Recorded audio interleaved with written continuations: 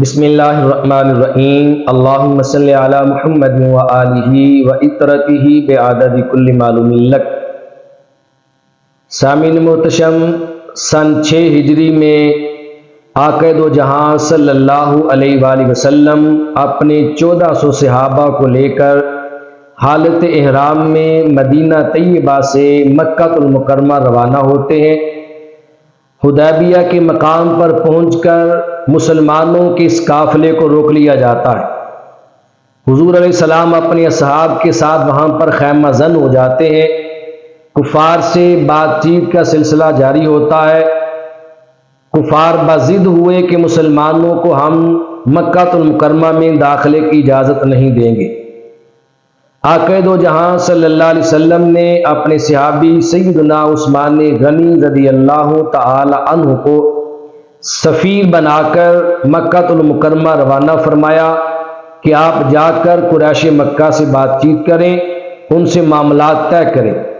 سیدنا عثمان غنی رضی اللہ تعالی عنہ مکہ المکرمہ گئے اور آپ کو وہاں پر کافی ٹائم لگ گیا اور کئی دن گزر گئے۔ اسی دوران کفار مکہ اور مشرکین مکہ کی جانب سے یہ افواہ پھیلا دی گئی کہ اہل مکہ نے سیدنا عثمان غنی رضی اللہ تعالی عنہ کو شہید کر دیا۔ جب یہ خبر چلتے چلتے میرے آقا صلی اللہ علیہ وآلہ وسلم تک پہنچی تو میرے مصطفیٰ صلی اللہ علیہ وآلہ وسلم نے اپنے تمام اصحاب کو جمع کیا اور خود تاجدار کائنات ایک درخت کے نیچے جلوہ گر تھے۔ صحابہ جمع ہوئے۔ آقا دو جہاں صلی اللہ علیہ وآلہ وسلم نے صحابہ سے فرمایا، صحابہ اگر معاملہ ایسا ہی ہوا جیسا بتایا گیا ہے کہ عثمان غنی رضی اللہ تعالی عنہ کو شہید کر دیا گیا ہے، اگر معاملہ ایسا ہوا تو ہم سیدنا عثمان غنی رضی اللہ تعالی عنہ کا بدلہ لیے بغیر یہاں سے پلٹ کر واپس نہیں جائیں گے۔ فرمایا، صحابہ ہم سیدنا عثمان غنی رضی اللہ تعالی عنہ کے خون کا بدلہ لیے بغیر یہاں سے واپس کبھی نہیں پلٹیں۔ اس بات پر میں تم سب سے بیعت لیتا ہوں۔ صحابہ کرام جوک در جوک حضور کی بارگاہ میں جمع ہوئے اور بیعت کے لیے تیار ہو گئے۔ حالانکہ صحابہ بھی جانتے تھے، حضور بھی جانتے تھے کہ ہم دشمن کے علاقے میں ہیں اور اپنے مرکز مدینہ المنورہ سے 250-300 میل دور ہے۔ دشمن اپنے گھر میں ہے اور اگر دشمن چاہے تو گرد و نواح کے قبائل کو بھی مسلمانوں کے خلاف وہ لڑنے کے لیے جمع کر سکتا تھا۔ اس کے باوجود تمام صحابہ نے لبیک کہا اور بیعت کے لیے تیار ہو گئے، اور تمام کے تمام صحابہ عشق اور ایمان کے تقاضوں سے باخبر تھے۔ اور صحابہ آقا دو جہاں صلی اللہ علیہ وسلم کی بارگاہ میں بیعت کے لیے حاضر ہوئے، جوک در جوک حضور علیہ السلام کی بیعت کرنے لگے۔ چشم فلک نے اس سے پہلے سرفروشی اور جان نثاری کا یہ روح پرور منظر کبھی نہیں دیکھا تھا، اور نہ ہی چشم فلک نے کبھی اس سے پہلے اتنی عظیم جماعت روح زمین پر دیکھی تھی جو جماعت رب کائنات نے میرے مصطفیٰ صلی اللہ علیہ وسلم کو عطا فرمائی۔ جب صحابہ حضور علیہ السلام کے دست مقدس پر اس درخت کے نیچے جوک در جوک سر دڑ کی بازی لگانے کے لیے بیعت کر رہے تھے تو اللہ تبارک و تعالیٰ نے فرمایا، لقد رضی اللہ عن المؤمنین اذ یبایعونک تحت الشجرہ۔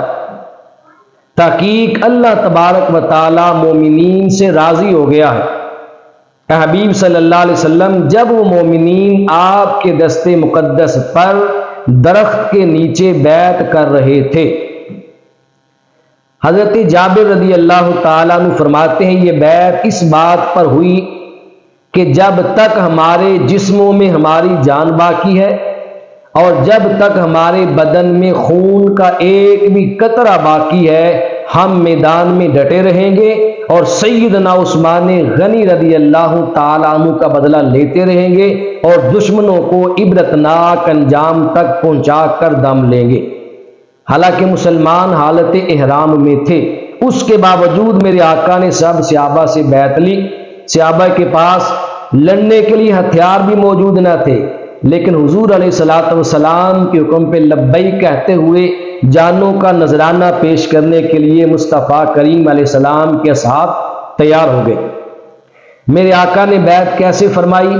آقا دو جہاں صلی اللہ علیہ وسلم نے اپنا دایاں ہاتھ آگے بڑھایا، نیچے کیا اور فرمایا صحابہ میرے ہاتھ پر تم عثمان غنی رضی اللہ تعالی عنہ کے خون کا بدلہ لینے کے لیے بیعت کرو۔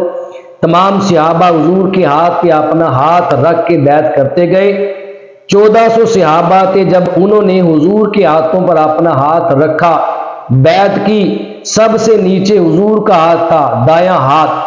آخر میں میرے مصطفیٰ صلی اللہ علیہ وسلم نے اپنا بایاں ہاتھ نکالا اور سب ہاتھوں پر اپنا بایاں ہاتھ رکھ کے فرمایا صحابہ جو نیچے والا ہاتھ ہے وہ میرا ہے اور یہ سب سے اوپر جو ہاتھ ہے یہ میرے عثمان غنی کا ہاتھ ہے، یہ میں عثمان غنی کی طرف سے بیعت کر رہا ہوں۔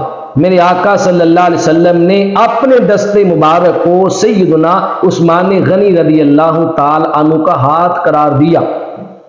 کتنے خوش نصیب ہیں سیدنا عثمان غنی رضی اللہ تعالی عنہ کہ حضور فرما رہے ہیں یہ دایاں ہاتھ جو ہے یہ بیعت میری جانب سے ہے اور بایاں ہاتھ جو اوپر آیا ہے یہ بیعت عثمان غنی کی جانب سے ہے۔ جب یہ منظر بالائے اعلیٰ کے فرشتوں نے دیکھا تو عالم بالا کے مکینوں کو وجد آ گیا۔ حضرت جبریل امین علیہ الصلوۃ والسلام بارگاہ نبوی میں حاضر خدمت ہوئے اور رب کائنات کی بارگاہ سے وحی لے کر آئے۔ اے محبوب صلی اللہ علیہ وسلم، رب فرماتا ہے کہ اے محبوب ان سب کے ہاتھوں کے اوپر رب کا ہاتھ ہے۔ حضور فرما رہے ہیں کہ سب ہاتھوں پہ عثمان غنی کا ہاتھ ہے اور خدا فرماتا ید اللہ فوق ایدیہم، ان ہاتھوں کے اوپر خدا کا ہاتھ ہے، یعنی ان عشاقان مصطفیٰ نے، ان جانثاران مصطفیٰ صلی اللہ علیہ وسلم نے، 1400 صحابہ کرام کی جماعت نے جو حضور سے عہد کیا تھا، حقیقت میں وہ عہد انہوں نے خدا سے کر لیا۔